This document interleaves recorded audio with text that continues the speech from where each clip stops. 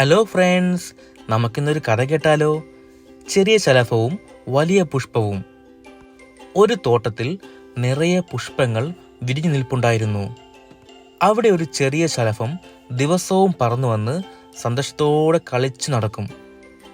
ഒരു ദിവസം ഈ ശലഭം ഒരു വലിയ പുഷ്പത്തോട് പറഞ്ഞു, "നീ എത്ര വലിപ്പമുള്ളതും സുന്ദരിയുമാണ്. നോക്കൂ, ഞാൻ വളരെ ചെറുതാണ്.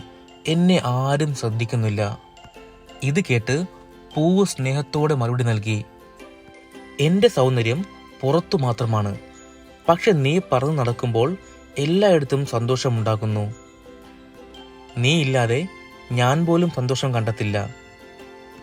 ഇത് കേട്ട് ശലഭം മനസ്സിലാക്കി, ഓരോരുത്തർക്കും സ്വന്തം മൂല്യമുണ്ട്. ചെറുതായാലും വലുതായാലും എല്ലാവരും ലോകത്തിന് ആവശ്യമാണ്. പ്രിയ കൂട്ടുകാരെ, ഈ കഥയുടെ സന്ദേശം എന്ന് പറയുന്നത്, എത്ര ചെറുതായാലും നമ്മുടെ പ്രസക്തി ലോകത്തിന് പ്രാധാന്യമുള്ളതാണ്. Good night.